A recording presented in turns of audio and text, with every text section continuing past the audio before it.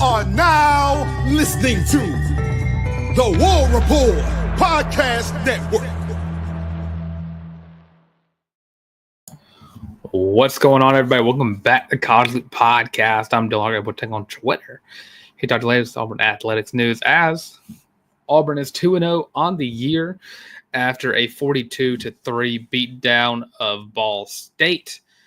And just to get into some initial thoughts, and of course, I'll leave some time for y'all to give y'all's thoughts on the games as well. Jackson Arnold, I think, played a very good game. 24 of 28. You cannot go wrong with that whatsoever. 251 yards and 3 touchdowns as well. 86% completion percentage from Jackson Arnold. Now, earlier in the game, I will say offense did struggle a little bit. You cannot have your offensive line being that sloppy in a game like this, because a sloppy G5 cupcake game will turn into a sloppy gone wrong game versus a Georgia or an Alabama or a team along those lines. So you cannot absolutely play like they did early on. I mean, Mason Murphy absolutely gave up one of the worst sacks I've ever seen in my life. But overall, I think this was a good game moving forward for Auburn to kind of figure out what they wanted this offense to look like. We saw against Baylor, it was a heavy emphasis on the run. That was a big part of the offense against Baylor. This game, you kind of saw a push towards balance, but also early in the game, it did seem like the passing game was the focal point of this week. They wanted to figure that out. And in a way they did, in a way they didn't.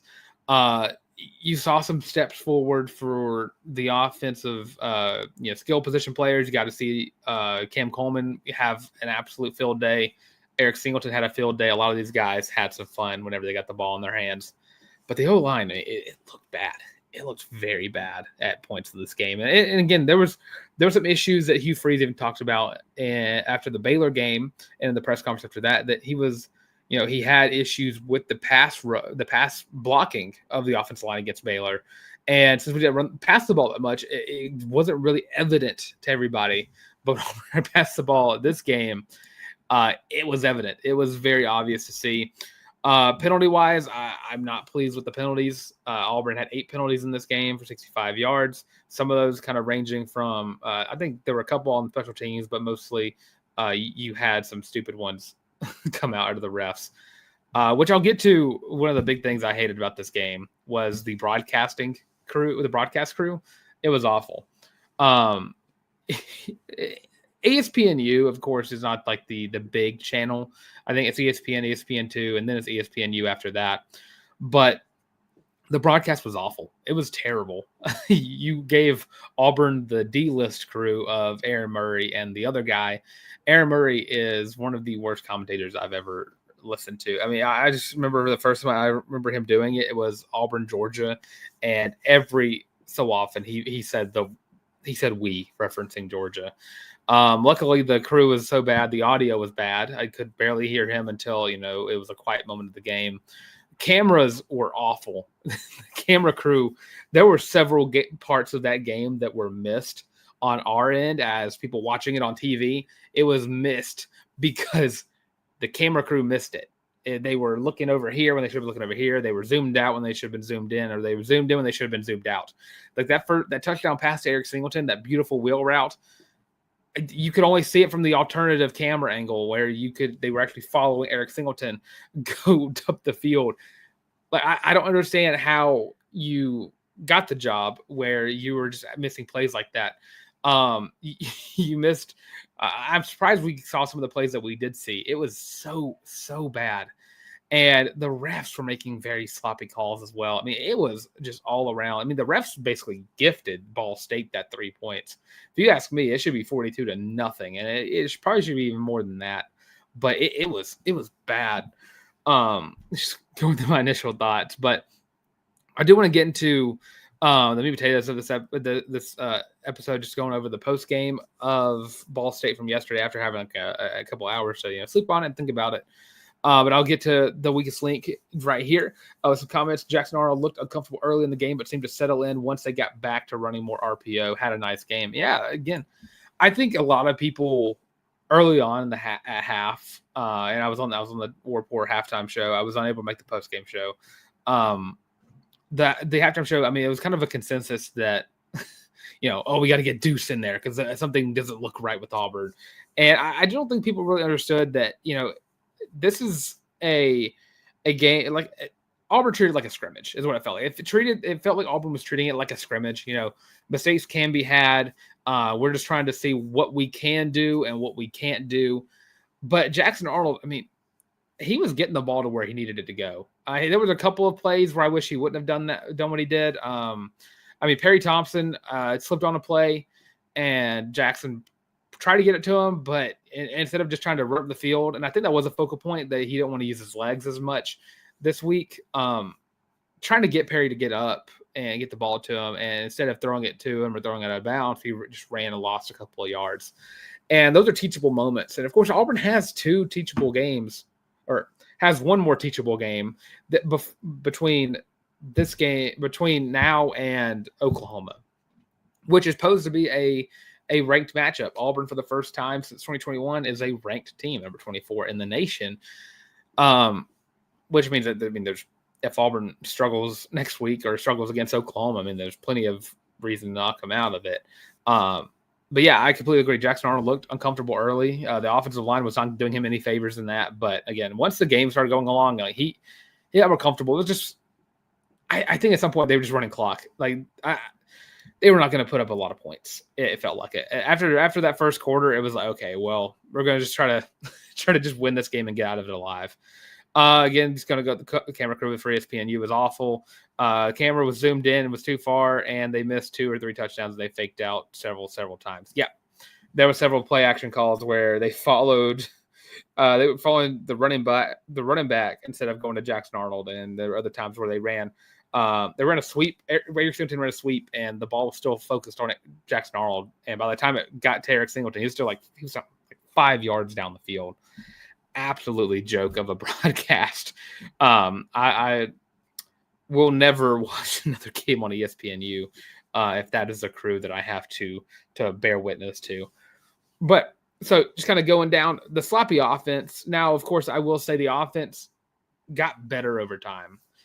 That first 2 quarters, it was bad. It was bad in the sense of we should be up by more points. And again, I was not expecting Auburn to score 70 in this game. I think I said 56-6, 52-6, something around there. And again, I was only in reality 13 points off from that, so I'm not going to be too mad that I was almost right again. I'm going to be a little upset, but not too mad. But looking back, taking a step back and looking at the game, it was an efficient game. Auburn did what they did correctly. And the passing game, 24 out of 28 from Jackson Arnold is a very good game for a quarterback who was lacking confidence in his ability to throw the ball from last year. And, he was not – I would love to see, the average yards, per throw he was making. Because I feel like a lot of his passes he was making were inside the 10 yards between the line of scrimmage and the first down marker. And that's – A-okay with me when you have guys like the wide receiver core that we have. Cam Coleman had himself a day, 7 catches, 77 yards. The wide receivers, 4 receivers with 4 or more catches. Cam Coleman, 7 catches, 77 yards. Didn't get a touchdown in this game, but did make some highlight plays. He hurdled a guy, almost cleared him completely, and he also shoved a guy into the ground by his face. So we'll always love that. Horatio Fields, 6 targets, 6 catches. I've said it all along. Horatio Fields, I do believe, has the best hands in the football team. He is the most – whenever you are playing a Madden or a College Ball 26, you're looking for a receiver that will always catch the ball. You just hold the possession catch button, and he just catches it and goes down. That's a Horatio Fields. But he was able to get a touchdown, which I love to see it. Every time he got the ball, I screamed his name because I was like, this is the absolute dog that Auburn got from Wake Forest, and he's going to be a big name player going forward. Eric Singleton also got a chance to make some plays, got himself 2 touchdowns in this game, one off of a beautiful wheel route that was a beautiful pass in and of itself too, but I just hated that we didn't get a chance to really see it in its totality. Also got to see Malcolm Simmons get 4 catches off 5 targets. got himself 37 yards as well. And then some other guy, Preston Howard, got a catch for 8 yards. Perry Thompson got a catch for 7. Ryan Gehe, if I'm saying it right, or Gee, 1 catch for 7 yards. And Cameron King, 1 catch for 6 yards. And then lastly, Cameron Etheridge, fifth on the team in receiving yards, 1 catch for 14 yards, which I do believe he was Deuce Knight's one of his catches. Which, I mean, I'll get to Deuce Knight in a second. I do believe that is a big talking point from this game, is the fact that it was the first time you got to see Deuce Knight on the field. But I'll have a whole section for him. Going down my list of things I want to talk about, Arnold took some sacks in this game. But again, I think that some of it was bad blocking and, not wanting to use his legs. And, we all know that Jackson Arnold can run the football. We all know that he can run the ball extremely well. We saw it against Baylor. We didn't get to see it this game. I mean, I think he was like last on the team in rushing yards. He had 9 attempts, 5 yards. And again, he only has 5 yards because of sacks. And again, I think you might see the same thing next week against not Jacksonville State, against South Alabama. I think you're going to see kind of the same approach in that game, but maybe a step towards balance. Because at the end of this game, Auburn did kind of turn it into a balanced attack in and of itself. Offensive line looked worrisome throughout the game. Ball State again had 5 sacks, which can't let it happen. Definitely stepped up from the second half, or the first half to the second half. Only gave up 1 sack in the rest of the game after that.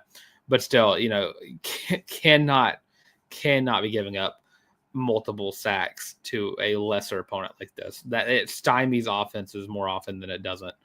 But yeah, I think that you kind of saw the worst you're going to see this offensive line. Of course, this is an offensive line that's been hyped up to death over the offseason and whatnot. You got to block for your quarterback. I mentioned the wide receivers already. One guy that I think deserves a lot of love, and I think the pregame show came out before that the news actually came out that Jamari Alston wasn't going to be available for this game. So I talked to some of my buddies about it because, I've always been a Jeremiah Cobb truther. Like, I love Damari and I love the head he has on his shoulders, but I think Jeremiah Cobb offers a lot of home run ability that you don't have with Damari. And even Darrell Robertson, I could say the same thing for him, who also made one heck of a run as well on his 27 or what was his 54-yard touchdown run. But Jeremiah Cobb, I mean, dude had an absolute day. And I think he really shows that there's a 1-2 punch. You had the thunder and the lightning between him and Damari. Damari can get you 5 yards a game. But if you need a guy who can get you, a 46-yard rushing touchdown, it's going to be Jeremiah Cobb with his elite speed. And he got caught up at the end, but he was still able to get into the end zone. So, yeah, super stoked to see Jeremiah Cobb have a day like he did. 11 rushes, 121 yards, and 2 tutties for Jeremiah Cobb. Now to kind of talk about this defense, because I think we've talked about a lot about this offense, but before I want to get to this last comment, I think Jackson Arnold was trying to avoid taking too many unnecessary hits early on and wasn't running unless he had to. Yeah, I completely agree.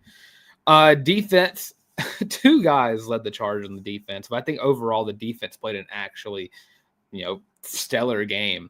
We talked about how bad they looked against Baylor, but I think they really turned around everything. And of course, I don't think Ball State's had a great team. They're not. I wouldn't classify them as a good team. This is a game Auburn should have won by more points than they did.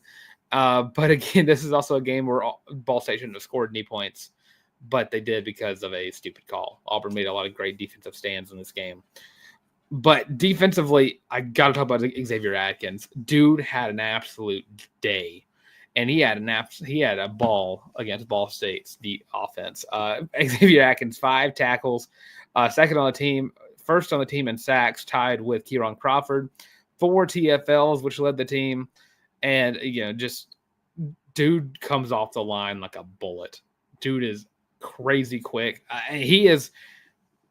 And again, I look back at whenever Xavier Atkins transferred to Auburn, I thought it was more of a depth decision, but he has shut that down throughout these first 2 games. Dude has been an absolute missile as a linebacker and has been great off of the blitz. But yeah, 2 sacks for Xavier Atkins. Sylvester Smith also made a lot of big time plays in this game. 6 tackles, and I think we'll say about half of those were hit sticks.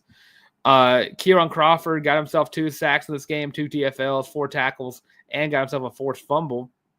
I think Auburn had a couple of turnovers, if I'm not mistaken, in this game, unless I'm confusing a couple together. But Auburn was able to force some turnovers, which you do love to see. Auburn had forced 2 turnovers, or forced. Okay, my brain not working. Only got 1 turnover, but I felt like they almost got a couple of them. No interceptions yet, though. I do believe those are coming eventually, but nice to see turnovers happening in the first couple weeks, because last year, it was like 4 or 5 games in before Auburn was able to get a turnover. So happy to see that shift in the right direction. Other defensive things, I mean, they took care of business. This is exactly how Auburn's defense should have been. I mean, look at Ball State's yards. Net total yards, 68. Net rushing yards, -3. Off of 33 rushing attempts, they had -3 yards, which is absolutely ridiculous. -0.1 yards per carry. No touchdowns in the game. Net passing yards, 71, which, I mean, that's going to happen late in the game. They did some plays where they were driving. But again, Ball State was not passing the ball at all. It's like only 16 passes. Yeah, I mean, the defense played outstandingly. So there's not much to really say. I mean, every guy kind of stood out. I mean, shout out the guys who got their first sacks of their career, that being Jared Smith, his 1 tackle being that sack. You also got a sack from Amaris Williams, Bryce Diaz getting himself a sack, and demarcus Riddick getting himself a sack. And of course, Jared Smith. I got TFLs confused. Every number is like right next to each other on here. But yeah, Auburn defensively played outstandingly. So yeah, there's not a lot of complaints from that one. When you have a game where you're that dominant, it's kind of hard to go too far in depth about how good the team looked defensively. Special teams, there were a couple penalties of special teams. A couple punt returns that got brought back, which absolutely sucks. Malcolm was trying. He really wanted to get a punt return touchdown in this game, and almost broke one once. But the farthest one he got called back for a block in the back or a holding or something along those lines. Something stupid that shouldn't have happened. I will say also Malcolm, at some point in this game, he kind of ruined the confidence level of the punt return game. He did muff a punt early, and that sucked. But the team kind of stopped letting a guy go back there to return for a little bit. Malcolm was still back there, but just in case. But for the majority of the game, he was kind of like fair catching it until I want to say about the end of the third and fourth quarter. I think the second quarter he didn't really see any returns whatsoever, but the third and fourth quarter he started trying to get back into it, but he didn't muff any other ones the rest of that game. Field goal percentage wise, Auburn was 0 for 1 on field goal percentage. Towns Magoo missed a 52-yarder. And, it was short, but also I think some of it had to do with, he got hurt on the play. I wasn't too sure what it was. I mean, he was back out there, but I don't think he's back out there warming up after half, but he was not back on the field. I think it was Connor Gibbs who took off the kickoffing job for the remainder of the game. But yeah, no idea what that was. Probably hear from that, but from Coach Freeze on the presser this week. But yeah, special teams. McPherson still is not missing an extra point, which is nice. But I can't wait to see him at full strength again, so I can be sure of Auburn getting some points from the field goal team. But overall, I mean, I think it was a good game from Auburn. I think it was a game that should have, been a little bit more higher scoring on the Auburn side. But I do think Auburn took care of business in such a way that it didn't really matter. My perception of this game from the first half to the end of the game changed a lot. Just kind of from looking back and looking at the stats and kind of understanding, Auburn had a great game, but, there's still things to fix going into next week.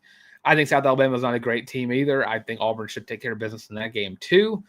But I think the offense, try to find the identity you want to use going forth. I mean, right now, Oklahoma has 2 games to work with, and both of them, Auburn ran the football extremely well.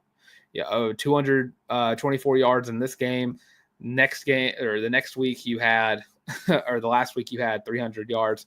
but you pass the ball extremely well. So right now you're kind of just still trying to find yourself. Use this week to do that.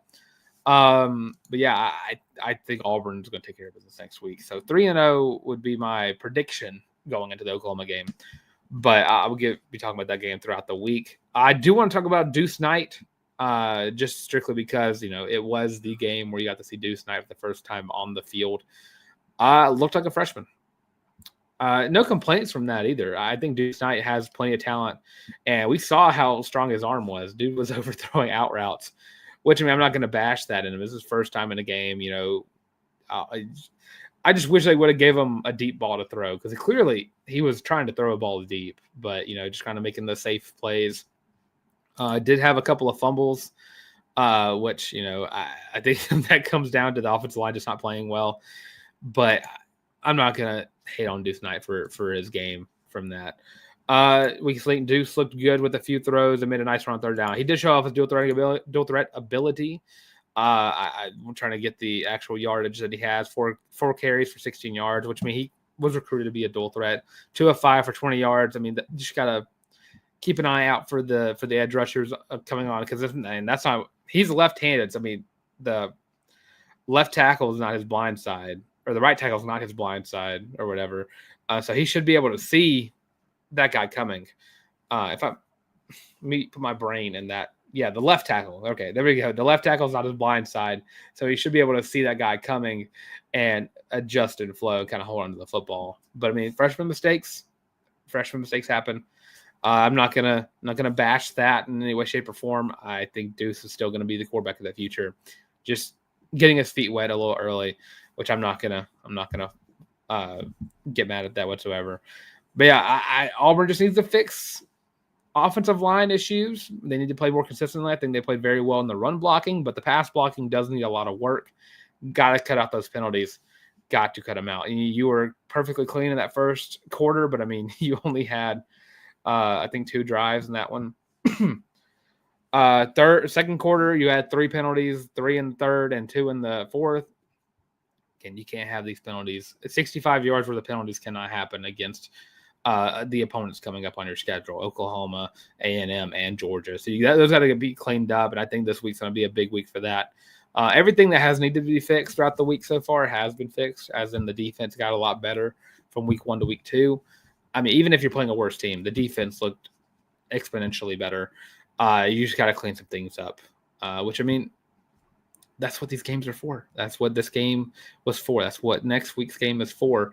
And, I think it was a great scheduling. You were able to make a statement win versus Baylor, and you were able to kind of start getting your team acquainted to what the scheme was and what it can be and what you're wanting it to be in these 2 weeks before you take on a pretty decent Oklahoma team.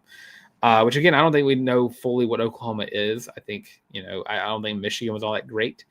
But, they took care of business versus Michigan, so not gonna be too upset. Or not going to be too, what's the word? Complacent with what I think of Oklahoma.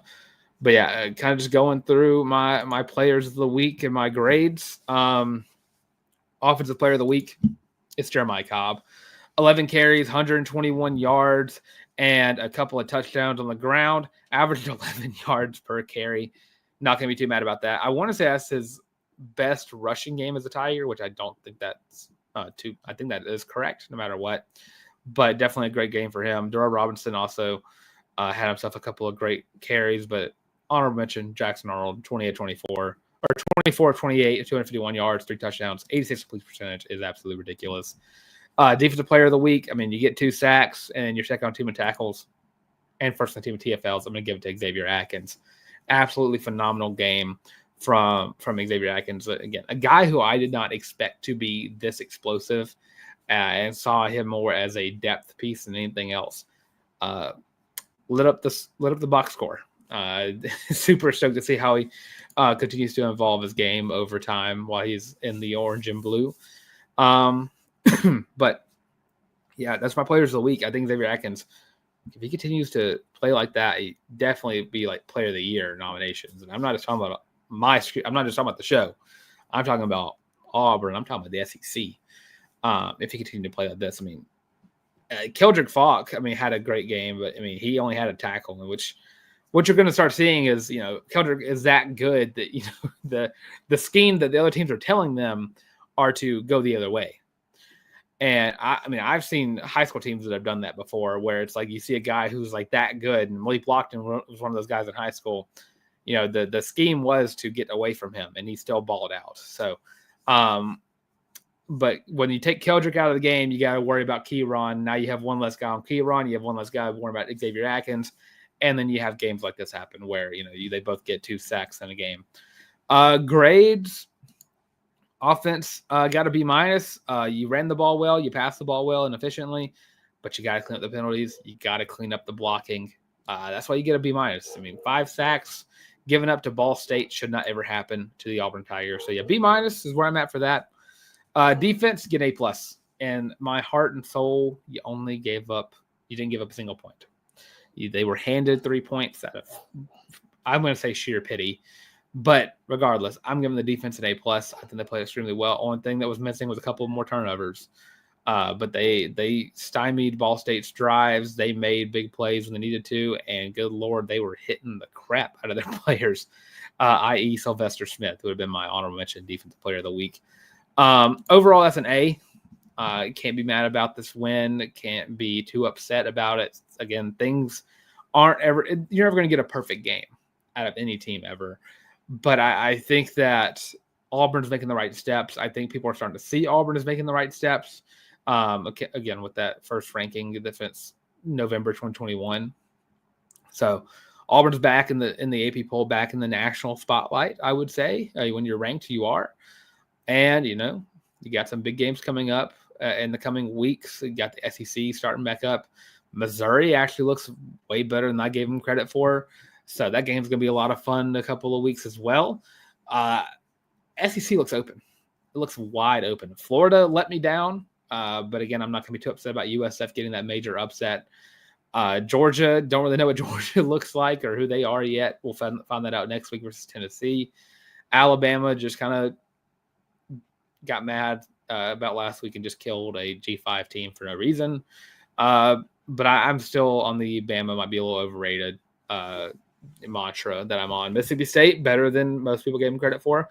I talked about Mississippi State before, and I kind of mentioned that, I think they are a team that could be a sneaky bowl game team when it comes down to it, not just being the worst team that people are putting them down to be. Kentucky gave Ole Miss fits again, but I still don't think Kentucky's going to be that great of a team. But regardless, I just kind of have them down there with, they gave Ole Miss the crap last year, and I think it's happened again this year. I think Stoops just sits in his office and he sits there and just watches Lane Kiffin film over and over and over again until he can, do what he did this last year when they beat Ole Miss. But yeah, the SEC is wide open. But the SEC is also the best conference in college football. Vanderbilt killed Virginia Tech. Yeah, Mississippi State beat a ranked opponent, Arizona State. You're seeing the SEC emerge as the top conference in college football, which they've been there for however many years in a row now. Auburn has opportunities. People are now putting Auburn in playoff rankings, which I think that's a little overzealous. But I absolutely love seeing Auburn back in the national spotlight like this. This is where Auburn should be, and this is where Auburn should stay. And again, I think that you're starting to see Auburn figure things out in the correct manner that can get them back to consistent national relevance. So yeah, super stoked about that. Let me know what you think in the comment section below. I'm going to end the show here. Nice little 30-minute post-game analysis show. Again, let me know what you think in the comment section below. Leave your grades for Auburn's offense and defense. Who's your player of the week? And what do you want to see out of Auburn going to Jacksonville State? Let me know what you think in the comment section below. Of course, I'm Dylan Larck on Twitter, at Dylan Larck on Instagram. You can find me on both those places. Go check me out over there. And of course, right here in the College League Podcast, we should like, comment, and subscribe. Getting so very close to 1,000 subscribers. Would love to reach that milestone during football season. Right now, we are 43 subscribers away, which closest we've ever been to it. And hopefully tomorrow we're the closest we've ever been to it again. Super stoked to hit that milestone. So subscribe to the channel. Don't forget to like the video. And again, comment your thoughts on Auburn versus Ball State. But with that being said, thanks for tuning in to my College League Podcast yet again. And as always, War Eagle.